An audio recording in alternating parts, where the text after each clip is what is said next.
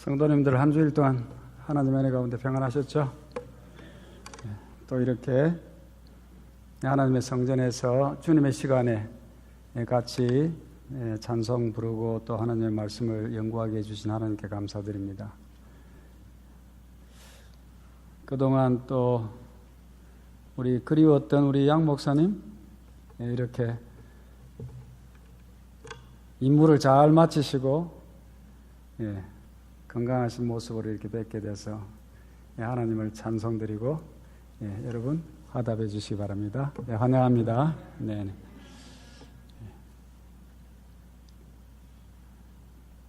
오늘은 다니엘서 9장을 공부하겠습니다. 우리가 마지막 하나님의 역사의 청사진을 다니엘서 8장까지만 알더라도 사실은 그렇게 부족한 것이 없다고 할 수 있습니다. 그러나 9장, 10장, 11장, 12장을 통해서 더 깊어지고 또 더 고등 학문으로 들어갑니다. 사실은 우리가 9장부터 12장까지를 잘 다루질 않는데요. 우리는 이왕에 공부를 시작했으니까 한번 끝까지 해봅시다. 할 만큼 하겠습니다. 이 다니엘서 9장은 2장과 7장과 8장의 연속입니다. 잠깐 복습을 하면 다니엘서 2장에서 금신상을 통해서 세계 역사를 가르쳐 주셨습니다. 이것을 다니엘서 7장에서 다니엘의 꿈을 통해서 짐승의 모습으로 우리에게 더 확대해서 해석해 주셨고요. 이것은 역시 같은 세팅이었습니다. 사실은 여기는 뺐지만은 저 제일 밑에 열국으로 갈라진 다음에 다니엘서 실장을 주신 목적은 열 뿔이 나온 다음에 그 다음에 또 뿔이 하나 더 있었죠. 그 작은 뿔이 있기 때문에 7장을 줬습니다. 그것을 8장에서는 간략하게 축소시켜서 수양과 수염소와 그 다음에 작은 뿔, 이 세 이야기로 전체를 종합해서 우리에게 가르쳐 주셨습니다. 그래서 이제 이것을 좀 보면 2장에서는 금속 재료 신상을 통해서 정치사를 가르쳐 주셨고 이 땅이 예수님의 재림으로 끝날 것이라는 사실을 가르쳐 주셨습니다. 그래서 그 재림이라는 말을 하지 않았지만 돌이 날아와서 그 신상을 쳐서 다 부서뜨리고 돌이 태산을 이뤄서 그 나라가 영원한 나라가 된다 해서 예수님의 나라, 예수님의 오심을 얘기했고요. 7장에서는 교회사를 첨부해서 마지막에 심판이 있을 것이라 그랬습니다. 작은 뿔이 하나님을 대적하는 단체로서 크게 활동하지만은 결국은 하나님의 심판이 있다. 그리고 세상이 끝난다는 것입니다. 다니엘서 8장에서는 교회사에서 좀 더 발전해서 구속사, 하나님의 구속사를 첨가해서 가르쳐 주시고요. 결론은 성소 정결로 끝이 났습니다. 이 마지막에 재림이나 심판이나 다 같은 것이지만은 이때 성소가 정결해지고 심판이 있고 재림이 있다는 것입니다. 그래서 2장과 7장을 좀 더 그 결론을 좀 더 자세하게 그렇게 해 주신 것입니다. 자, 우리가 하나님을 대적하는 세력, 이 작은 뿔의 세력을 보면 하나님의 성소를 공격했는데요. 로마 제국도 하나님의 성소를 공격하고 로마 교회도 그렇게 해서 이 다니엘서 8장에는 아예 그냥 로마 제국과 로마 교회를 분리를 하지 않고 그냥 작은 뿔 하나로 통틀어서 얘기했습니다. 왜냐하면 그 하는 것이 같기 때문에. 로마 제국은 하나님의 성소를 파괴해서 실제로 건물을 파괴했고요. 로마 교회는 성소에 나타난 구속의 원리를 파괴했습니다.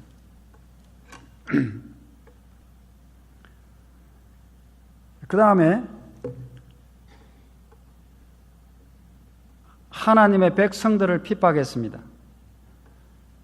로마 제국은 초대 교회 시대에 하나님의 백성을 비파하고 죽였습니다. 그래서 수많은 황제들이 그리스도인들을 박해하고 죽였죠. 근데 로마 교회는 중세 시대에 하나님 백성을 비파하고 종교 재판에 회부해서 많은 사람을 죽여서 같은 일을 저질렀죠.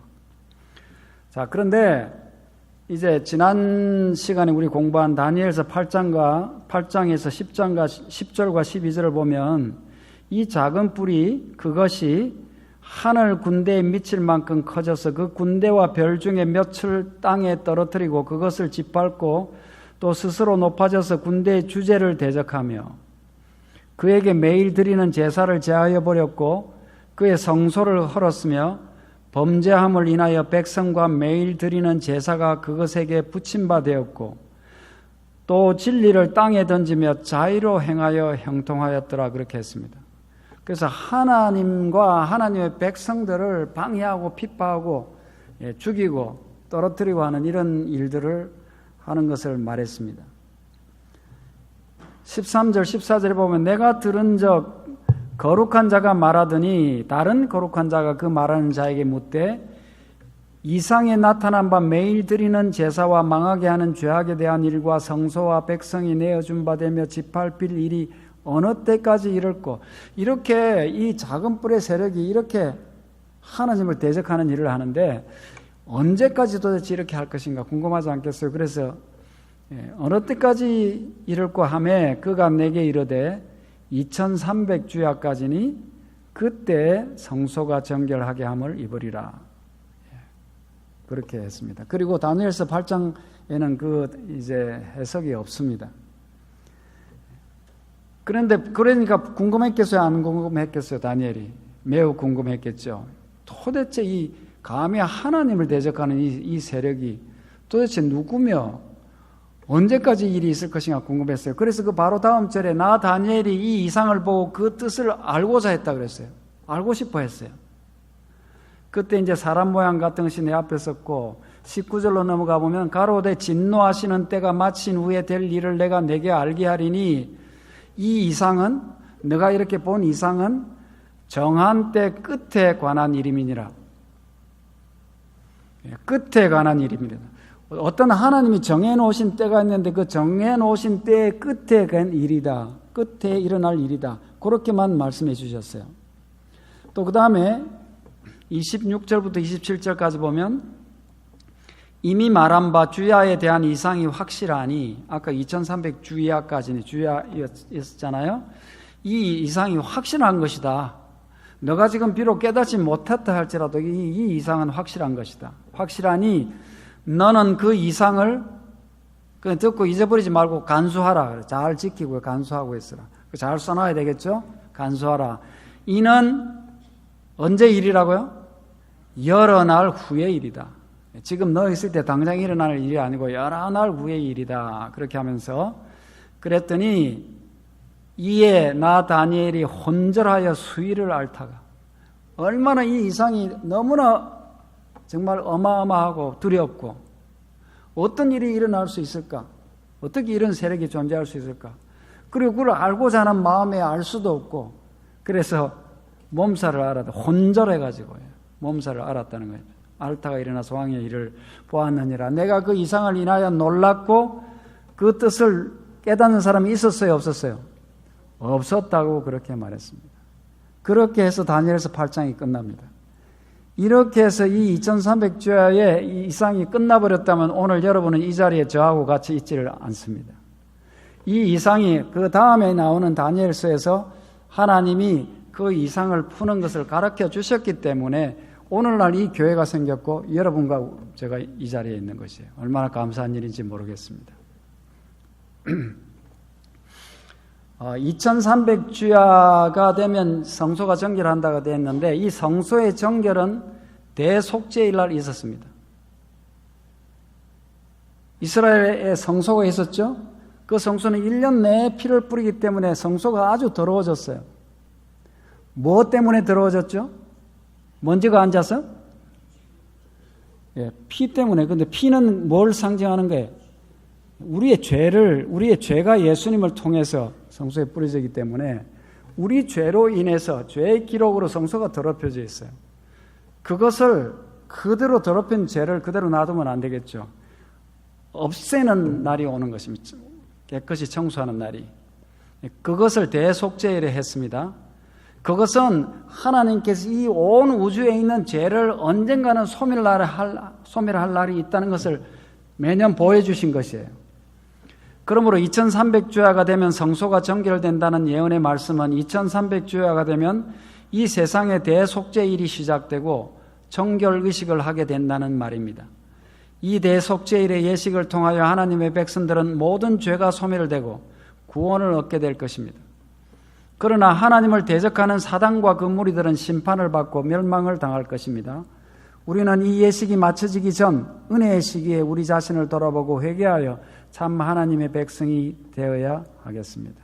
그래서 오늘 이 2300주야가 어떻게 구성되어 있는가, 무엇을 하는 것인가, 뭔가, 그리고 우리는 어떻게 이 예언을 가지고 우리에게 적용시켜야 되는가 좀 생각해 보는 시간을 가지겠습니다. 이제 다니엘서 9장에 본격적으로 들어가겠습니다. 다니엘서 9장 1절부터 3절까지 보면 조금 내용이 길기 때문에 조금 빨리 나가야 되겠네요. 메대 족속 아수에로의 아들 다리오가 갈대 나라 왕으로 세움을 입던 원년. 그러니까 이제 다리오가 갈대 왕으로 세움을 입었다는 거 보니까 이건 언제냐면 바벨론이 망하고 벨사사르의 왕일 때 전체하다가 망했죠. 그리고 다리오가 나라를 얻었다 그랬습니다. 사실은 이 고레스하고 이 바사의 연합군이었지만은 고레스가 그 자기 삼촌인 다리오를 앞에 내세웠어요. 처음에 초창기에는. 그래서 이제 다리오로 나오는데요. 다리오가 갈대아 나라 왕으로 세움을 입던 원년, 그러니까 이게 아마 538년쯤 되는 것 같습니다. BC. 그 통치 원년에 나 다니엘이 서책으로 말미암아 여호와의 말씀이 선지자 예레미야에게 임하여 고하신 그 연수를 깨달았나니 곧 예루살렘의 황무함이 70년 만에 마치리라 하신 것이니라. 내가 금식하며 베옷을 입고 죄를 무릅쓰고 주 하나님께 기도하며 간구하기를 결심하고. 무슨 말이냐면 다리오가 이제 바벨론을 정복했을 때 다니엘이 뭘 깨달았다고요? 예레미야를 통해서 하나님이 하셨던 예언의 말씀을 깨닫게 된 것입니다. 예레미야서를 보고 그 예레미야서에 있는 말씀이 뭐냐면 예레미야서 25장 11절에 이 온 땅이 황폐하여 놀램이 될 것이며 유다 너희들이 하나님을 잘 믿지 않기 때문에 너희들이 망할 것이다. 바벨론에 잡혀갈 것이다. 예언했잖아요. 놀램이 될 것이며 이 나라들은 70년 동안 바벨론 왕을 섬기리라. 그러니까 하나님께서 바벨론에 잡혀갈 것도 말씀을 하셨지만은 언제까지 그렇게 될 것이라도 예언을 했어요. 얼마 동안? 70년 동안 그렇게 될 것이다. 또 29장 10절에 예레미야서 29장 10절에 보면 나 여호와가 이같이 말하노라 바벨론에서 70년이 차면 내가 너희를 권고하고 나의 선한 말을 너희에게 실행하여 너희를 이곳으로 돌아오게 하리라. 이걸 깨달았단 말이다. 다니엘. 그러니까 보니까 70년이 다 됐어요. 그러면 다니엘 보니까 포로로 잡혀온 지 지금 거의 70년이 되어가는데 하나님이 이렇게 말씀했으니까 이 말이 이루어져야 되겠죠. 그럼 여러분 우리 하나님을 믿는 백성들은 하나님이 그때 그렇게 하신다 했으니까 우리는 그냥 누워가지고 베개 베고 기다리자. 이게 하나님의 백성의 태도가 아니에요. 우리가 언젠가 예수님이 재림하실 거니까 알아서 예수님 오시겠지. 그러니까 우리는 누워있다가 오시면 맞자. 이래야 됩니까? 아니죠. 예수님이 오신다는 기별이 있으면 우리는 그것을 빨리 전하고 그게 이루어지도록 우리도 노력하고 기도하고 구하고 이렇게 해야 되잖아요. 마찬가지로 다니엘도 이걸 보고는 이게 이렇게 가만히 있으면 되는 게 아니구나. 하나님께 이 일이 잘 이루어질 수 있도록 우리도 준비하고 노력하고 일이 성사되도록 해야 되겠구나 하고 이제 다니엘이 기도를 시작해서 여러분 성경에 그 유명한 기도의 장들이 있는데 특별히 이 다니엘서 9장도 다니엘이 한 아주 명문의 기도가 있습니다. 그러니까 여러분 내가 기도를 잘 못한다 이런 분들은 예를 들어서 예수님이 하신 주 기도면도 있지만은 요한복음 17장 같은 건 예수님께서 십자가에 달리기 돌아가시기 전에 자신을 위해서도 기도하고 제자들을 위해서 기도하고 그 다음에 이 세상 하나님을 믿는 만 백성을 위해서 기도한 큰 명문이 들어있잖아요. 그런 요한복음 17장이라든지 또 여기 나와 있는 다니엘서 9장을 한번 읽어보십시오. 다니엘이 정말 어떤 심정으로 하나님 앞에 기도를 했는지 간구를 했는지 시간이 없으니까 맛만 보겠습니다. 다니엘서 9장 17절부터 19절 그 앞에 있는 기도문은 생략하고 이제 기도가 이제 끝으로 들어가는데 한번 보겠습니다. 얼마나 다니엘이 정말 멋지게 기도했는지, 얼마나 간절하게 기도했는지 한번 봅시다. 그러하온즉 우리 하나님이여, 지금 주의 종의 기도와 간구를 들으시고 주를 위하여 주의 얼굴빛을 주의 황폐한 성소에 비치시옵소서. 여러분, 이스라엘 백성들이 바벨론에 잡혀올 때 하나님의 성소가 파괴됐잖아요. 이스라엘 백성들이 목숨처럼 여기던 하나님이 임재해 계시던 그들의 생명과 같은 그 성소가 파괴된 걸 늘 마음이 아팠는데, 이제는 이제 하나님이 약속하신 시간이 됐으니까 하나님의 빛, 얼굴빛을 그 황폐한 성소에 비춰서 성소가 재건돼야 되지 않겠느냐 하는 간절한 호소를 하는 거예요. 나의 하나님이여, 귀를 기울여 들으시며 눈을 떠서 우리의 황폐된 상황과 주의 이름으로 일컫는 성을 보옵소서.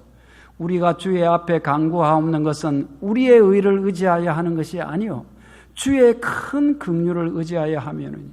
여러분, 우리 기도할 때 하나님, 제가 이렇게 하나님 위해서 열심히 했지 않습니까? 그러니까 이걸 좀 봐서라도 해 주십시오. 이런 기도 안 된다는 거예요. 예. 사실은 내가 하면 얼마나 했겠어요? 우리의 의를 의지해서 하는 것이 아니고, 다니엘은 뭘 의지해서 지금 기도하고 있어요? 하나님의 큰 긍휼을 의지해서 한다는 것입니다. 우리의 의를 의지하는 게 아니라고 하는 것입니다. 19절 주여 들으소서, 주여 용서하소서, 주여 들으시고 행하소서, 지체치 마옵소서. 나의 하나님이여, 주 자신을 위하여 하시옵소서. 이는 주의 성과 주의 백성이 주의 이름으로 일컫는 바 됨이니이다. 이렇게 성소가 황폐해서 이렇게 되어 있는 것이 정말 우리에게도 수치지만은 이건 하나님의 영광이 못 됩니다. 하나님을 위해서라도 이것이 복원되어야 됩니다 하는 간절한 기도를 하고 있습니다. 하나님이 참 이런 기도를 외면할 수 없겠죠. 그랬더니 가브리엘이 나타납니다. 나타나서 다니엘에게 이런 얘기를 합니다. 21절로 23절 곧 내가 말하여 기도할 때 이전 이상 중에 본 그 사람 가브리엘이 빨리 날아서 저녁 제사를 드릴 때쯤에 내게 이르더니 내게 가르치며 내게 말하여 가로되 다니엘아, 내가 이제 내게 지혜와 총명을 주려고 나왔나니 곧 내가 기도를 시작할 즈음에 명령이 내렸으므로 이제 내가 구하러 왔느니라. 너는 크게 은총을 입은 자라. 그런즉 너는 이 일을 생각하고 그 이상을 깨달을지니라. 하나님께서는 기도번 시작할 때 벌써 가브리엘을 보냈어요. 기도 시작할 때 다니엘이 무슨 기도를 할 거다 아셨어요, 모르셨어요? 미리 아셨습니다. 그래서 가브리엘아, 가가지고 다니엘 기도 좀 들어줘라. 그리고 지금까지 궁금해서 막 알아누웠던 그 이상을 좀 가르쳐줘라. 그렇게 하시는 것입니다. 계속해서 좀 보겠습니다. 내 백성과 내 거룩한 성을 위하여 70일에로 기한을 정하였나니. 지금 자기 백성과 자기의 거룩한 성과 그 성전을 위해서 기도했잖아요. 그런데 하나님이 70일에로 지금 기한을 정한 것이 있다 하면서 이제 풀어주는 것입니다. 70일에로 기한을 정하였나니, 71회란 말이 무슨 말이죠? 1회라는 말은 일주일의 주일이라는 말입니다. 그러니까 70주일, 70주 동안 내 백성과 거룩한 성을 위하여 하나님이 정해놓으신 때가 있다고 하는 것입니다. 그러면 이 71회 동안에 허물이 마치며 죄가 끝나며 죄악이 영속되며 영원한 의가 드러나며 이상과 예언이 응하며 또 지극히 거룩한 자가 기름 부음을 받으리라. 이따가 조금 더 자세히 하겠습니다. 일단은 다니엘에게 한 이 말씀을 쭉 한번 보겠습니다. 25절 그러므로 너는 깨달아 알지니라. 예루살렘을 중건하라는 영이 날 때부터, 시간이 나오죠. 2300주야라는 시간을 줬는데 거기에 어디 기산점을 알아야 되겠는데 그걸 어디부터 시작해서 2300주야인지 알아야 될 거 아니에요. 근데 이제 그걸 풀어주고 있습니다. 뭘 할 때부터? 예루살렘을 중건하라는 명령이 날 때부터 기름 부음을 받은 자 곧 왕이 일어나기까지 7일에와 62일에가 지날 것이요. 그때 곤란한 동안에 성이 중건되어 거리와 해자가 이룰 것이며 62일에 후에 기름 부은 자가 끊어져 없어질 것이며 장차 한 왕의 백성이 와서 그 성읍과 성소를 회파하려니와 그의 종말은 홍수에 엄몰된 같을 것이며 또 끝까지 전쟁이 있으리니 황폐할 것이 작정되었느니라. 그가 장차 많은 사람으로 더불어 한 일해 동안의 언약을 굳게 정하겠고 그가 그 일의 절반의 제사와 예물을 금지할 것이며 또 잠포하여 미운 물건이 날개를 의지하여 설 것이며 또 이미 정한 종말까지 진노가 황폐케 하는 자에게 쏟아지리라 하였느니라. 가브리엘이 와가지고 이렇게 엄청난 해석을 해주는데 해석하는데 시간이 좀 걸리겠죠. 빨리 가봅시다. 그러면 과연 이 2300주야는 언제 시작되는가부터 하겠습니다. 8장 아까 8장 17절에서 우리가 봤죠. 그가 나의 성곳으로 나왔는데 그 나올 때 내가 두려워서 얼굴을 땅에 대고 엎드리매 그가 내게 이르되 인자야 깨달아 알라. 이 이상은 정한 때 끝에 관한 것이라. 그렇게 말해준 일이 있어요. 그래서 2300주야에 관한 예언은 세상 역사의 끝부분, 마지막 부분에 관한 계시입니다. 자, 그러면 2300주야가 뭔가? 주야는 낮과 밤이란 말입니다. 2300주, 낮주자, 밤낮자. 그러니까 2300 낮밤이란 말은 무슨 말이죠? 2300 하루, 2301이란 말이에요. 2301.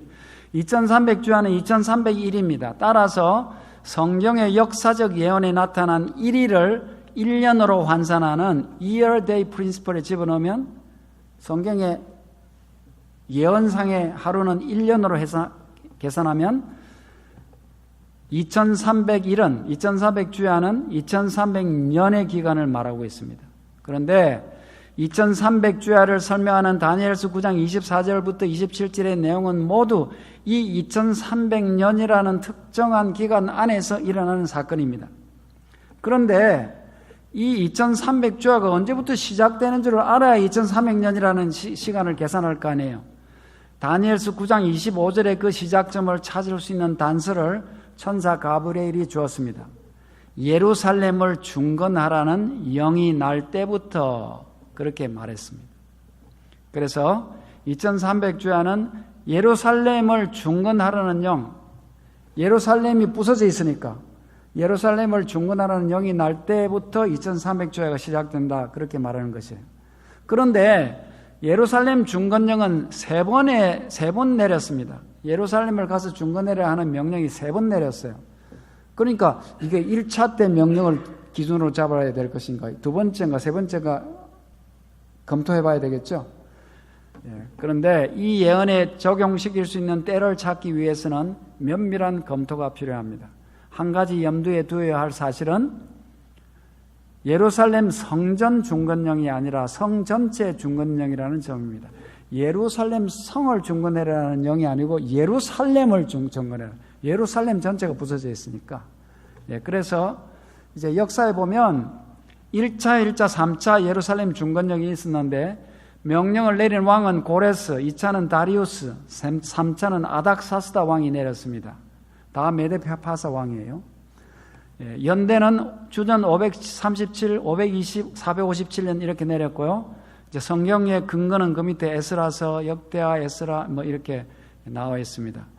그 다음에 1차 고레스 때 그 예루살렘 성을 가서 중건해라, 성전을 건축이라 할 때는 가서 건축을 하려고 갔는데 사마리아와 주변 나라들의 방해로 하지 못하고 실패했습니다. 두 번째, 다리우스가 주전 520년에 내린 명령에 의해서는 가서 성전만 재건 다시 했습니다. 그 다음에 3차 아닥사스다가 457년에 내렸을 때는 예루살렘 성 전체가 중건되었습니다. 완전히 성벽을 쌓고 완전히 중건했습니다. 그래서 우리는 역사의 기산점을 457년으로 잡습니다. 예루살렘을 중건하라는 내용에는 무너진 성전뿐만 아니라 폐허가 된 성읍의 복구도 포함되어 있으며 이러한 일을 수행할 수 있는 자치권의 부여도 전제되어 있습니다. 이러한 모든 조건을 충족시킨 조서는 아닥사스다 왕이 내린 3차 조사에 해당합니다. 그래서 이제 뭐가 풀렸어요? 2300일, 2300년이 시작되는 해를 알게 됐어요. 시작되는 알게 됐으면 끝나는 해도 아는 거죠. 끝나는 데를 알아야 지금 우리가 뭘 찾으려고 하고 있는 거예요. 그 끝나는 알아서 뭐 하는 거예요? 끝나면 뭐 한다는 거예요? 성소가 전결되게 되니까 그걸 알기 위해서는 시작점을 알아서 그 시작점부터 2300년이 딱 되면 성소가 전결돼야 된다. 그 성소 전결이 중요하니까. 자, 그런데 그걸 하나님께서 자세하게 우리가 이해하고 충분히 납득할 수 있도록 하나하나씩 세분해서 가르쳐 주셨어요. 특별히 이스라엘을 위해서 정해놓은 기간이 있었습니다. 왜냐하면 이스라엘 나라는 하나님이 세우신 하나님의 백성들이 사는 나라였기 때문에 메시아가 그 나라를 통해서 올 나라이기 때문에 그 이스라엘 위해서는 특별히 하나님의 관심이 쏟아져 있고 그 이스라엘을 통해서 역사가 이루어졌는데 그 2300년 동안에 이스라엘을 위해서 정해진 기간이 있더라는 거예요. 그것을 9장에 설명해 줬어요. 9장 24절 내 백성과 거룩한 성을 위하여, 내 백성은 이스라엘 백성이고 거룩한 성 예루살렘을 위해서 70일에로 기한을 정하였나니, 그러니까 이스라엘 2300년 중에서 특별히 70주는 몇 년이에요? 70주는 77, 49, 491이니까 490년, 2300년 중에서 처음에 490년은 특별히 누구를 위해서 빼놓은 해라고요? 이스라엘 백성들을 위해서 빼놨단 말이에요. 그래서 그 490년 동안에 허물이 마치고 죄가 끝나며 죄악이 영원히 속해지고, 이 누가 와야 이게 가능하죠? 이 예수님 오실 지금 예언을 하는 겁니다. 죄악이 영속되며 영원한 의가 드러나며 이상과 예언이 응하며 또 지극히 거룩한 자가 기름을 부음을 받으리라. 예수님에 대한 다 이 얘기를 하고 있어요. 그러므로 너는 깨달아 알지니라 예루살렘을 중건하라는 영이 날 때부터 그렇게 이제 얘기가 계속됐던 것입니다. 자, 그래서 이스라엘을 위해서 70주일의 기간이 주어진 것이며 그 실제 기간은 490일이기 때문에 490년이 되는 것입니다. 그래서 이렇게 보면 이 2300년 중에서 총 이스라엘을 위한 기간 490년이 있고 그 나머지 1810년이 따로 그렇게 있는 것입니다. 자, 70일 동안에 허물이 마치며 죄가 끝나며 죄악이 영원히 속해지며 영원한 의가 드러나며 이상과 예언이 응하며 또 지극히 거룩한 자가 기름 부음을 받는다는 말은 예수 그리스도의 초림과 그의 사업으로 이루어지는 일들, 즉 예수 그리스도께서 이 땅에 태어나시고 침례를 받으시고 인간의 죄값을 치르기 위하여 십자가에 달려 돌아가심으로 죄인이 그리스도를 의지하여 의롭게 되는 일련의 구속사적 사건들이 그 정해진 490년 안에서 일어난다는 것입니다. 중요한 예언이죠. 자, 그런데 이 70일에 490년도 세 부분으로 나눠진다고 예언이 되어 있어요. 처음에 7일에가 있고 그 다음에 62일에가 있고 그 다음에 한일에, 그래서 70일이라는 것입니다. 총. 자, 그래서 이것도 2300년 중에서 제일 우에 가는 2300년의 긴 예언이 있는데 그 중에서 이스라엘을 위한 기간은 70일이죠. 그 70일의 중에서도 그걸 세 부분으로 나눠서 처음에 7일에, 62일에, 한일에 49년, 434년, 7년 이렇게 쪼개져 있다는 것이에요. 자, 그래서 한번 보겠습니다. 제일 처음에 이제 7일에와 62일에와 한일에가 있다 했잖아요. 7일에. 제일 처음에 7일에는 뭐 하려고 7일을 떼놨는가? 이스라엘 민족을 위해서 정해놓은 70주일을 7주, 62주, 1주로 나눠 놓은 이유가 무엇인가? 먼저 구분된 제일 처음에 있는 7주일, 49년은 예루살렘 성이 재건되는 기간입니다. 그래서 예루살렘 중건령이 내린 주전 457년부터 49년이 지난 408년에 중건이 완성될 것이다 하는 예언을 해놓은 것입니다. 하나님이 예루살렘 중건하지 하기도 전부터 벌써 하나님께서 457년에 예루살렘 중건령이 내리면 몇 년에 예루살렘이 마친다고요? 중건이 408년에 마칠 것이라고 하나님이 예언해 놓으신 것이에요. 그 다음에 자, 그래서 이 7일 동안은 예루살렘이 지금 중건되는 것입니다. 그 다음에 두 번째는 몇 일이에요? 7일에가 있고 그 다음에는 62일에가 있잖아요. 7일에, 62일에, 한일에 이렇게 있으니까 62일 동안은 뭐 하는 날인가, 뭐 하는 건가? 7주일이 지나고 다시 62주일, 434년이 지나면 그 후에 기름 부음을 받은 자, 곧 왕이 일어난다고 되어 있습니다. 그러니까 예루살렘이 중건되고 난 다음에 몇 년이 지나야 기름 부음을 받는 자가 일어난다고요? 434년이 있으면 기름 부은 자가 일어난다. 여러분, 그러면 기름 부음 받은 자란 무엇인가? 기름 부음을 받은 자는 히브리어로 메시아라는 말입니다. 신약 원어인 헬라어로 번역하면 그리스도입니다. 그러니까 메시아라는 말과 그리스도라는 말은 똑같은 말입니다. 하나는 히브리어고 하나는 헬라어예요. 그러므로 62주일 후에 일어날 것으로 예언된 기름 부음을 받은 자 왕은 바로 예수 그리스도를 가리키는 것이고, 예수 그리스도께서 이 땅에 오셔가지고 기름 부음을 받은 때가 언제 받았어요? 예수님이 만 30세가 되던 주 27년의 침례를 받으시고 공생애를 시작하셨습니다. 그러니까 이제 기름 부음을 받은 메시아로서 기름 부음을 받아야 되기 때문에 예수님의 침례가 62일의 끝에 있을 것이다 이 말이에요. 자, 그래서 보면 제일 처음에 주전 457년부터 408년까지는 예루살렘이 중건하는 해였고, 그로부터 62일에 434년이 지난 주 27년이 되면 누가 일어난다고요? 메시아가 일어난다. 왕이 일어난다. 예수님이 침례를 받으신다 그 말입니다. 그때. 그런데 이건 그냥 시간이 없어서 안 해도 되는데 혹시나 있기 때문에 그냥 참고로 들으세요. 빨리 지나가겠습니다. 여기에 이제 이걸 공부하다 보면 어떤 사람들이 이런 의문을 가져요. 두 가지 의문이 있는데요. 7주일이 끝난 주전 408년부터 62주, 즉 434년이 지나면 주 26년이 돼야 되는데 왜 27년이라고 하는가? 이걸 의문 갖는 사람이 있어요. 이 수학에 이거 숫자를 갖다가 굉장히 따지는 분 계시죠? 예. 왜냐면 날짜가 이렇게 가다 보면 딱 몇 년이 정확하게 나올 텐데 왜 27년이 아니고 26년이고 27년이라 하는가? 그게 뭐냐면요. 주 전에서 주 후로 넘어갑니다. 예수님이 오시기 전에는 주 전이고 예수님이 오신 후에는 주 후 아니에요? 그러니까 주 전에서 주 후로 넘어갈 때는 0년이 없습니다. 그러니까 주전 5년, 4년, 3년, 2년, 1년 됐으면 그 다음에는 원래는 0, 1, 2, 3 이렇게 가야 되는데 주 전 1에서 주 후로 넘어가는데 바로 그 다음에 몇가 돼요? 또 1이 되는 거예요. 그래서 하나가 모자라게 됩니다. 그래서 이제 이걸 갖다가 이렇게 보면요. BC에서 AD로 넘어갈 때 BC 3년, BC 2년, BC 1년에서 AD로 넘어가서 1년, 2년, 3년 하면 총 몇 년 지났어요?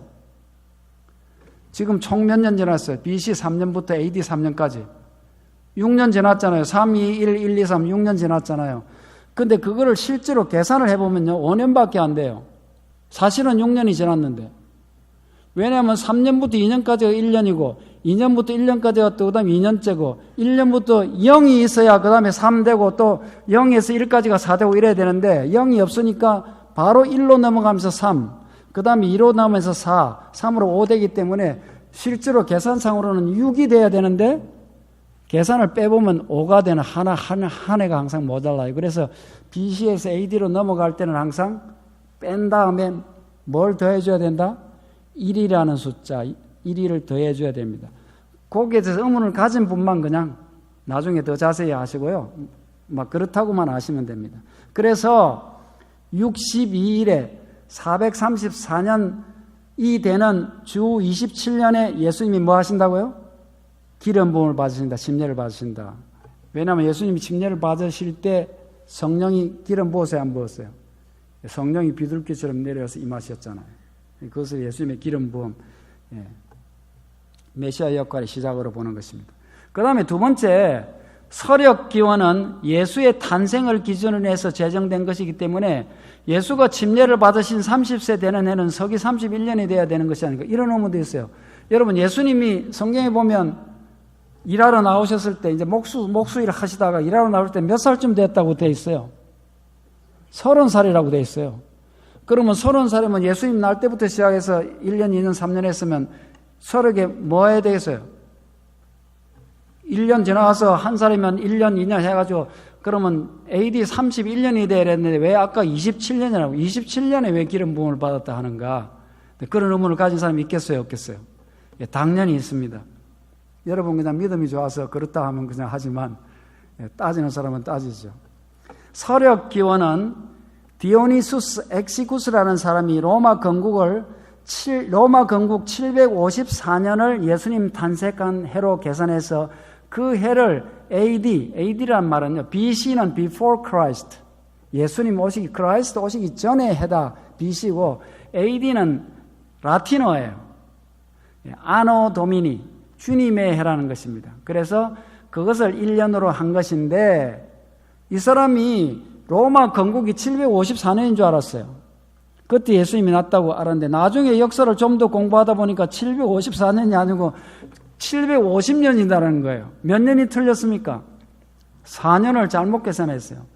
그러면 지금까지 AD 해가지고 1년, 2년, 3년 해서 지금 쓰고 있는데 그걸 다 고치려면 얼마나 힘들어요. 그래서 그냥 놔둬라. 4년이 틀려도 그냥 놔뒀어요. 그때까지 이미 사용한 연대를 모두 고칠 수가 없기 때문에 예수 탄생을 주전 4년으로 그냥 잡았습니다. 원래는 뭐가 돼야 되는데, 예수님 나는 1년부터 시작해야 되잖아요. 1년 해야 되는데 4년부터 잡았단 말이에요. 그래서 서기 27년은 예수님이 만 30세가 되던 해가 됩니다. 이렇게 하여 주전 500년 전에 500년경에 기록된 다니엘의 예루살렘의 중건과 메시아 출현에 대한 예언이 그 연대까지도 정확하게 맞추어 성취되었습니다. 예수님께서 몇 주 일어난 일이라는 것이 정말로 세계 역사에서 그 해에 그 일이 일어났단 말이에요. 자, 그 다음에 7일에와 62일에 후에 있을 두 가지 사건이 있습니다. 9장 26절에 보면 62일에 후에, 62일에는 뭐가 된다 그랬죠, 방금? 기름 부음을 받은 왕이 일어난다 했잖아요. 그런데 이 62일에 후에 기름 부은 자가 기름 부었으니까 이제 잘 살아야 될 텐데 어떻게 된다고요? 그분이 끊어져서 없어진다고 예언이 되어 있어요. 없어질 것이며 장차 한 왕의 백성이 와서 그 성읍과 성소를 해파하려니와. 그런 거 보니까 성소가 또다시 어떻게 된다고요? 기껏 다 지어내 성전 재건해놨는데 또 어떻게 하나 또 성소를 부실 것이다. 이것이 예언되어 있어요. 참 자세하게 예언해놨죠. 자, 보겠습니다. 그러면 기름 부음을 받을 자가 끊어져 없어질 것이며 한 말은 무슨 말이냐면 예수님이 십자가에 달려 돌아가실 것을 말합니다. 예수님이 끊어져 없어진단 말이에요. 그 다음에 그 성읍과 성소를 획파하리냐, 예루살렘이 다시 멸망할 것이라는 것을 말합니다. 중건해놨는데 또 멸망함을 예언해놨어요. 예언대로 서기 31년에 예수님이 십자가에 달려 돌아가셨죠. 그리고 서기 70년이 되었을 때 로마의 타이터스 장군에 의해서 예루살렘 성전이 완전히 파괴되었습니다. 예수님이 그 파괴되는 적당히 부서질 게 아니고 어떻게 부서진다고 예언하셨어요? 돌 하나도 돌 위에 참놓이지 않고 샅샅이 부서질 것이다. 예언돼서 70년에 그 예언이 이루어졌습니다. 그 예언이 이미 다니엘서에 예수님 오시기 전에 다니엘서에 이 성읍과 성소가 해파할 것이다. 예수님도 돌아가실 것이고 다 예언이 되어 있단 말이에요. 자, 그러면 이렇게 한 주일 동안에 예수님도 돌아가시고 성소도 부서질 것인데 하고 이런 일들이 일어날 것인데 이 마지막 한 일회 동안에 어떤 좀 자세한 일이 유대인들에게 직접 있을 것인가 하는 것을 보겠습니다. 27절, 그가 장차 많은 사람으로 더불어 한 일회 동안의 언약을 굳게 정하겠고 그 일회의 절반에 제사와 예물을 금지할 것이며 그런데 여기서 말하는 그가 한 그는 메시아를 얘기합니다. 메시아가 그리고 이 성경절은 아직 종결되지 않은 70주일의 마지막 한 주일을 설명하고 있습니다. 언약을 굳게 한다는 것은 하나님의 택하신 백성으로서의 유대민족과 하나님 사이에 정해진 기간 동안의 약속이 반드시 성취된다는 말입니다. 이 한 일회 동안 일어나는 일이 반드시 성취될 그 언약이 굳게 정할 것이기 때문에 흔들림이 없이 그대로 될 것이다 말이에요. 그리고 그 일회의 절반에는 제사와 예물이 금지할 것이다. 그렇게 말했어요.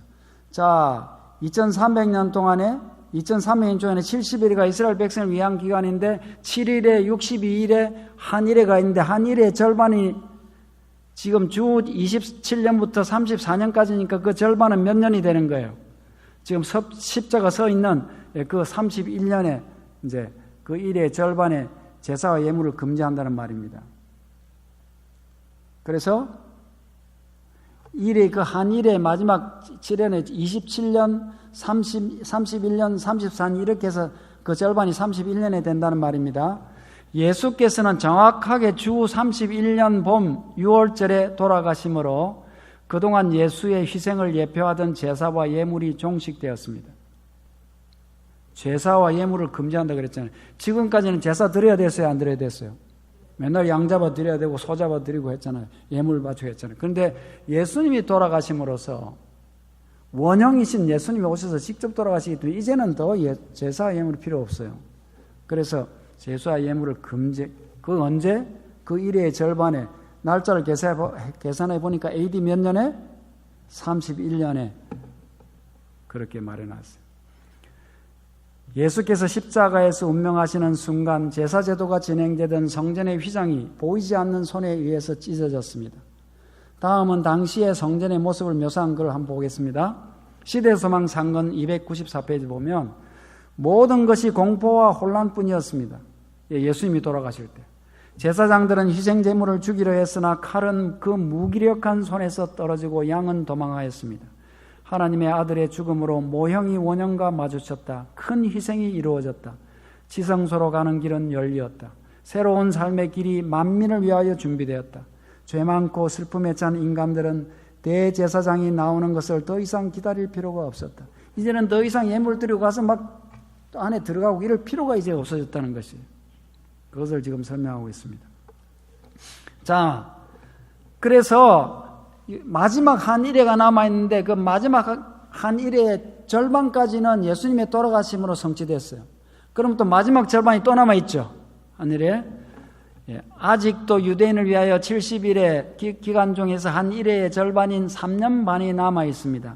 주 31년 봄에서 3년 반이 지나면 주 34년이 되는데 어떠한 사건으로 주 34년의 유대인을 위한 기간이 종결되는 것인가? 사도행전 7장 59절과 8장 1절에 보면 저희가 돌로 스데반을 치니 그날에 예루살렘에 있는 교회에 큰 핍박이 나서 사도 외에는 다 유대와 사마리아와 모든 땅으로 흩어지니 이 역사는요 유대인의 역사에서 매우 중요한 역사입니다. 뭐 스데반 한 사람 죽었는데 뭐 한 사람 죽은 걸 가지고 뭘 그러나 그렇게 생각하는 사람이 있어요. 그게 아니고 스데반이 예수 그리스도께서 십자가에서 돌아가시고 부활하신 다음에 제자들에게 어디를 떠나지 말라 그랬어요? 예루살렘을 떠나지 말라 그랬어요. 왜냐하면 아직 택하신 곳입니다. 그것은. 그리고 항상 전도할 때는 어디부터 전도합니까? 예루살렘부터 시작합니다. 여기는 예루살렘은 놔두고 저 밖에. 그러니까 사실은 우리가 전도할 때도 우리 교인이 먼저 중요해요. 사실은. 교회는 막마로 가는데 밖에 나가서 전도만 하는 거야. 다 중요하지만 그 안에도 잘 살펴야 됩니다. 그런데 그때까지는 유대인들을 위한 하나님의 교회가 이스라엘이었기 때문에 하나님이 택하신 교회가 이스라엘이기 때문에 모든 것이 이스라엘을 중심으로 이루어졌고 예수님도 유대인으로서 이스라엘 민족에서 태어나셨습니다. 거기서 돌아가셨고 그런데 이제는 천국 복음이 어떻게 돼야 돼요? 이스라엘만 한정되는 사실은 그 이스라엘은 예수님을 거절하고 죽였잖아요. 더 이상 이제 이스라엘에만 한정되어 있을 수 없었어요. 그 복음이 이제는 세계로 뻗어나가야 되는데 그 복음이 세계로 뻗어나가게 되는 시발점이 무슨 사건으로 시작됐다고요? 스데반의 죽음으로 시작됐다는 건 대단히 중요합니다. 그래서 스데반을 치니까 교회에 큰 핍박이 나서 사도 외에는 다 어디로 갔다고요? 모든 땅으로 유대와 사마리아 모든 땅으로 흩어져서 이제 그 흩어진 데서 복음이 전파되는 사비. 그러면서 유대인을 위해서 하나님이 정해놓으신 날짜는 끝났습니다. 자, 그래서 마지막 이 한 일회를 보면 27년에는 예수님이 침례를 받으심으로써 기름 부음을 받은 자가 일어날 것이 예언이 성취됐고 31년에는 끊어지 없어진다 그랬잖아요. 예수님의 십자가 돌아가신 것으로 예언이 이루어졌고 마지막 한 일회의 제일 끝에 해인 34년에는 스데반의 죽음을 통해서 이제는 복음이 이방 나라로 가는 순간이 되었습니다. 그래서 총 이렇게 해서 어떻게 된 거예요? 유대인을 위한 70일의 예언이 딱 여기서 마친다는 것입니다. 종결된다는 것입니다. 자, 스데반의 순교의 결과 조금 보겠습니다. 스데반은 그리스도 성천 이후 초대교회의 신실한 집사로서 복음을 전파하다가 돌에 맞아 죽은 첫 번째 순교자입니다. 스데반 순교 이후에 예루살렘 교회의 핍박이 본격적으로 시작되어 그리스도인들이 예루살렘을 떠나 이방으로 흩어져 나가게 되므로 복음이 이방 나라로 전파되기 시작했습니다. 그런데 바로 스데반이 돌에 맞아 순교한 해가 주 34년입니다. 이스라엘 백성과 예루살렘을 위해서 정해진 70일에 490년의 기간은 이처럼 놀랍게도 정확하게 성취되고 복음의 이방 전도가 시작되었습니다. 자, 2300년 중에서 처음에 77, 49, 460년의 예언은 이렇게 490년의 예언은 다 이렇게 이스라엘을 중심으로 다 정확히 예언되었고 정확히 성취되었습니다.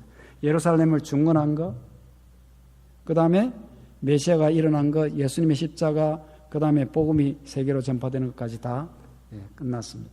자, 그러면 앞으로 이제 그거는 이스라엘 백성을 위한 기간이고 나머지 그 2300주야가 이제 더 많이 남아있죠.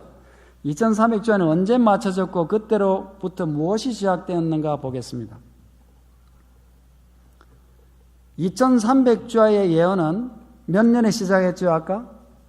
457년, BC 457년에 시작했어요.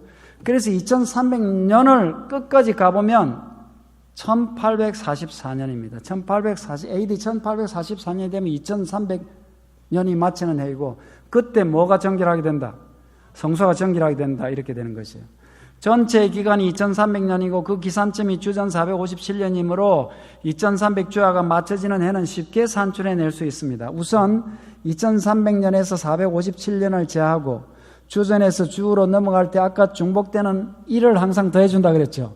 1년을 더해줘야 됩니다. 그거 빼면 1년이 모자라요, 항상. 그렇게 해서 2300 빼기 457년 하면 1843인데 1을 더하니까 1844년이 됩니다. 그러므로 2300주야가 끝나는 해는 주 1844년이 되는 것입니다. 유대력의 대속죄일의 일자를 따라 좀 더 정확하게 연대를 산출하면 1844년 10월 22일에 2300주야가 맞춰집니다.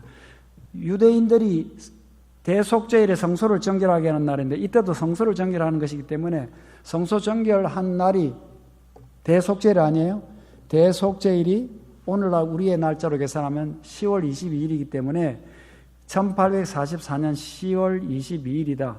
이렇게 2300주야 맞춰진다고 계산을 한 것입니다. 그래서 2300주야 도표를 전체 보면 자, 큰 윤곽, 제로의 큰 윤곽 2300년이 나옵니다. 그러면 그 중에서 이스라엘 백성을 위해서는 몇 년을 떼놨다고요? 490년을 떼놨으면 70주일. 그 안에 7주가 있었고 62주가 있었고 1주가 있었고 그 1주 중간에 예수님의 십자가가 있었고 마지막에는 스데반이 있었잖아요. 그러고 난 다음에 1810년이라는 긴 세월이 지난 1844년이 2300주야의 끝가 딱 되는 날인데 그날 성소가 정결함을 입으리라. 그가 내게 이르되 2300주야까지니 그때 성소가 정결하게 함을 입으리라 하였느니라. 그렇게 말했어요. 자, 그러면 성소가 정결하게 한다는 말이 무슨 말인가? 성소 2300주야는 멀리 기독교 시대 이후까지 미치므로 이 성소가 AD 70년에 파멸된 예루살렘 성전을 가리킬 수는 없습니다. 성소가 정결한다고 했으니까 예루살렘 성전이 정결해야 된다는 말은 이렇게 할 수 없다는 말이에요. 이건 벌써 예루살렘 성전은 파괴됐고요. 새 언약의 성소는 분명히 주께서 베푸신 것이요 사람이 한 것이 아닌 하늘 성소를 말합니다. 이 하늘 성소에서는 대제사장이 누굽니까? 예수님이 예수님이 대제사장으로 일하고 계십니다. 그 다음에 이 성소가 정결하게 함을 입으리라 그랬는데요. 정결하게 함을 입으리라고 돼 청결하게 함을 입으리라는 단어는 차다크라는 히브리어를 썼습니다. 공정하게 되다, 의롭게 되다. 해석하면 바로잡다, 올바르게 되다, 옳다고 서는 데다, 의롭게 되다, 정당함이 입증되다 등의 다양한 의미를 내포하고 있습니다. 하늘 성소의 모형과 그림자였던 지상 성소가 정결하게 되는 날은 대속죄일이었습니다. 이 지상에 성소가 있었지만 그것은 모형일 뿐이라고요. 진짜는 어디 있다고요? 하늘이 있다고요. 그러니까 2300주야가 되리니 그때 성소가 정결하게 함을 입으리라는 그 성소는 이 땅의 성소가 아니고 어디 성소겠어요? 하늘 성소를 말합니다. 하늘 성소. 그런데 이 땅에 있는 성소가 정결하게 되는 날은 대속죄일이었어요. 왜 이 땅의 것을 자꾸 얘기하느냐면 우리는 하늘을 안 가봤기 때문에 뭘 보고 하늘을 알 수 있어요? 이 땅에서 일어날 일을 그 표상을 보고 하늘에 이런 일이 일어나겠구나 그렇게 알았단 말이에요. 예를 들어서 양을 잡아 죽이는 보고 그 양이 예수님은 아닌데도 예수님이 이렇게 돌아가심으로 우리 죄가 용서를 받는구나 알듯이 이 지상에 있는 성소 봉사를 통해서 하늘 성소 봉사를 우리가 알 수 있게 된 것이거든요. 자, 그래서 이 지상 성소가 정결하게 되는 날은 대속죄일이었는데요.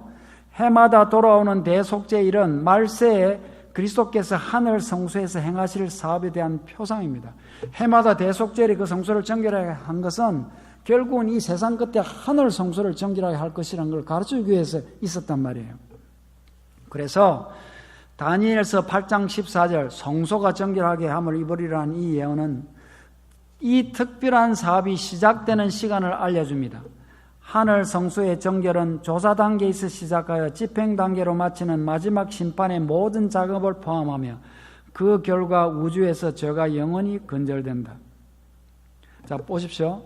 이제 무슨 말이냐면 사실은 이 예언은 이 2300주야가 되리니 2300주야까지니 그때 성소가 정결하게 함을 입으리라는 것을 제일 먼저 딱 이 말씀에 클릭이 되어가지고 이 말씀을 연구해서 풀어낸 사람은 윌리엄 밀러라는 사람입니다. 이 사람은 침례교인이었어요. 이 사람이 성소가 정결하게 된다면 아마 예수님이 오셔야 성소가 정결될 것이다 해서 2300주일이라는 날짜를 풀면 예수님이 이 땅에 오시는 것을 알 수 있을 거라고 생각한 거예요. 그래서 이것을 풀어서 계산해서 아까 말한 예루살렘을 중건하는 영이 다 계산을 해낸 거예요.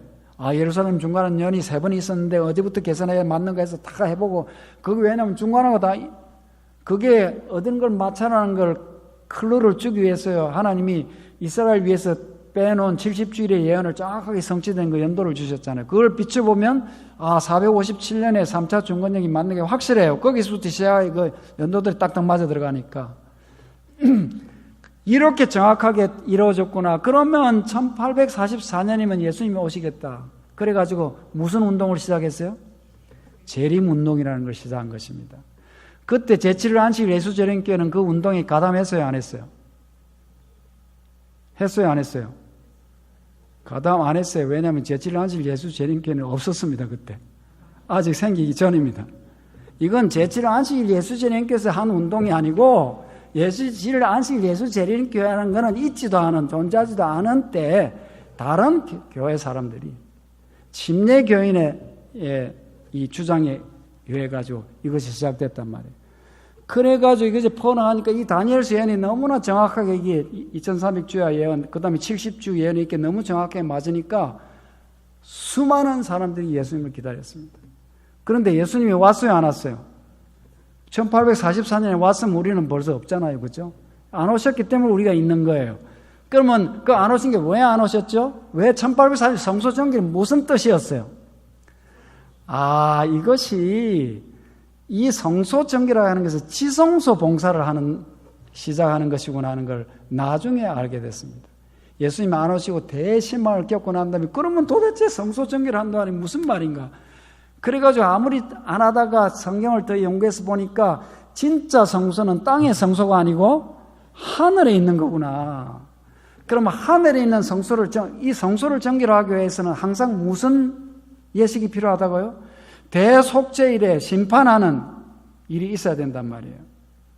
그래서 1844년이 예수님이 오시는 해가 아니고 예수님이 대속죄일의 행사를 시작하시러 지성소로 들어가는 해였구나 걸 알게 된 것입니다. 그래서 이 2300주야의 계산이 그렇게 중요한 것입니다. 그것을 알고 예수 그리스도께서 1844년부터 시작해서 마지막 이 세상에 그 성소를 더럽힌 우리의 모든 죄를 지금 정결케 하는 작업을 하고 계신데 그 정결케 하는 작업이 마치고 나면 예수님이 어떻게 하시죠? 다 이루었다 하시고 딱 끝내고 불의한 자는 그대로 불의하고 거룩한 자는 그대로 거룩하고 의로운 자는 그대로 의를 행하고 하면서 이 땅에 오십니다. 질주하게 내려오고 이 땅에 오실 거예요. 그러니까 예수 그리스도께서 지금 지성소 봉사를 하고 계시는 그 장면을 아는 사람의 태도하고 그것도 모르고 예수님이 십자가에서 우리 죄를 용서해 줬는데 우리가 우리가 한다고 되나? 할렐루야, 예수님이 용서해 주니까 좋다고 사는 사람하고는 많은 차이가 있는 것입니다. 신앙에. 하나님은 예수 그리스도께서 우리에게 구원을 이루어 주신, 우리가 예수님의 공로로 우리가 구원을 받게 해주신 그 일은 어디에서 이루어졌어요? 십자가에서 이루어졌습니다.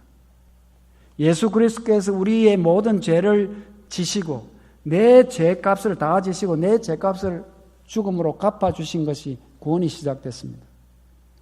그런데 성경에는 그 구원을 한번 구원받았으니까 이제 너는 됐다, 이제 너는 무슨 짓을 해도 이제 너는 구원받았다 이렇게 합니까? 그렇게 하지 않습니다. 성경은 거듭해서 그 구원을 잘 간수하라고 그렇게 합니다. 왜? 그건 예수님의 크신 십자가의 희생으로서 값비싼 값을 주고 산 것이에요. 그것을 잃어버리면 안 돼요. 왜냐하면 아담과 이브도 잊어버렸어요? 안 잊어버렸어요? 아담과 이브는 값비싼 값을 지불할 필요는 없었어요. 왜냐하면 죄가 없이 태어났으니까. 그런데 그 선한 사람도 선악과 하나를 따먹음으로써 뭘 잃어버렸어요? 구원을 잃어버리잖아요. 그럼 앞으로는 우리도 구원을 잊어버릴 수 있을까요? 없을까요? 잊어버릴 수 있는 것이죠. 그래서 한번 구원의 기쁨을 맛보고 타락한 자는 힘들다고 성경이 말하고 있는 것이에요. 그래서 너희들이 받은 이 큰 구원의 기쁨을 잘 간직하고 즐겁게 살아라. 그런데 너희들이 아무리 그 결심하고 예수님의 구원의 은혜를 받아들이고 열심히 산다 해도 너희 힘으로는 안 된다고 하십니다. 반드시 예수 그리스도께서 주시는 하늘의 힘을 통해서만 우리가 그런 삶을 살 수 있어요. 그런데 사람들이 하나님의 힘을 의지하지 않고 이거 열심히 살라 했으니까 또 이제 죽으나 사나 해야지 이렇게 하고 꿍꿍돌이 하면 그게 되겠어요, 안 되겠어요? 안 되니까 신앙이 힘든 것입니다. 와, 오늘 비도 오고 그냥 교회 가기 싫은데 이것도 안 가면 또 하나님이 노하시면 안 되니까 가고, 이 신앙이 즐겁겠어요? 집에서 차라리 콩 볶고 먹고 있는 게 낫지. 그리고 억지로 그렇게 해봐야 안 된다는 거예요. 그런데 우리가 예수님이 우리를 구원해 주셨으면 너무나 감사해서 그 감사와 기쁨으로 주님을 영접하고 내 마음에 모시고 주님께서 이끌어주는 삶을 살 때만 우리가 그 받은 구원을 잊어버리지 아니하고 하나님의 그 중보 사업을 통해서 계속해서 우리의 신앙을 유지하고 정말 즐거운 신앙의 삶을 살면서 마지막 예수님께서 지성소 사역을 다 끝나실 때 우리가 구원을 얻게 되는 것이죠. 오늘 2300주야의 예언이 왜 중요한지 좀 아시겠죠? 예, 다음 시간에 조금 더 우리가 복습을 하면서, 시간이 다 가버렸기 때문에 복습을 하면서 그 다음에 10장을 공부하겠습니다. 10장은 조금 짧기 때문에 아마 그렇게 할인해도 되겠어요. 여러분, 재림교회가 가지고 있는 마지막 기별은 무슨 기별이라고 이름이 붙어 있어요? 새 천사의 기별이라는 그렇게 이름을 붙여 있어요. 사실은 저는 새 천사의 복음이라 그렇게 합니다. 왜냐하면 영원한 복음이라고 얘기하고 있기 때문에 새 천사가 말하는 복음입니다. 그 새 천사의 복음에는 처음에 하나님을 경외하고 그에게 영광을 돌리라 이런 심판하실 시간이 이르렀습니다. 하늘과 땅과 바다 그 가운데 있는 만드신 이를 경배하라. 이 하나님을 경배하는 문제, 바빌론이 무너졌다, 짐승의 표를 받지 말라, 이런 것들은요, 이 2300주야의 기별을 모르면요, 새 천사의 기별의 의미가 없어집니다. 2300주야라는 이 예언이 하나님의 그 타임 스케줄에 의해 가지고 예수 그리스도께서 마지막 지금 어디 계신다고요? 지성소 안에 계십니다. 지성소에서 우리가 마지막 정결 사업을 하고 계십니다. 우리가 어떤 마음으로, 어떤 정신으로 우리가 살아야 되고 그것을 전파해야 되는지를 하나님께서 보여주시는 것이고, 이 시기의 중요성과 임박성을 우리는 알고 있는 것입니다. 그 사람들이 나가서 진정으로 하나님을 예배하고 정말 바벨론에 대항해서 싸우는 이 기별을 전할 수 있는 사람들이 이 기별을 아는 사람인 것입니다. 그러면 우리가 이 2300주의 연대 70주일은 처음에 일주일이고 62주고 또 한 주고 해서 이 연대 그거는 잊어버려도 괜찮아요. 예. 이것이 하나님께서 정해놓으신 그 기간에 정확하게 이것이 이루어졌고 그것이 1844년까지 이루어져서 지금 마지막 하나님의 지성소 봉사가 되고 있구나. 이것만 기억하고 있어도 좀 어때요? 굉장히 중요한 것입니다. 예. 자, 오늘 여러분에게 하나님의 크신 은혜가 더하셔서 정말 우리가 하나님을 믿는 그 이유는 시대가 임박했고 예수님이 곧 오시기 때문에가 아닙니다. 그건 기본이고요. 예수님이 곧 오시면 좋죠. 그것이 아니고 예수님이 주신 구원의 기별을 우리가 얼마나 감사하며 우리 삶에 실천하고 사는지 우리의 생활을 돌아볼 수 있는 그렇게 해서 모두 다 그 영광의 날에 주님 맞이하는 우리 모든 성도가 되기를 바라면서 말씀을 마치겠습니다. 기도하고 마치겠습니다. 제가 기도하겠습니다. 하늘에 계신 아버지, 오늘 다니엘서 9장에 있는 말씀을 통해서 8장의 2300주의 예언을 돌아보는 시간을 가졌습니다. 하나님 아버지, 우리가 이 땅에서 무지하고 참 정말 부족한 사람들이지만은 하나님께서 이 남은 무리에 이렇게 접목해 주시옵시고 하나님의 이 귀한 예언의 말씀을 분명하게 깨닫게 해주신 은혜를 참으로 감사합니다.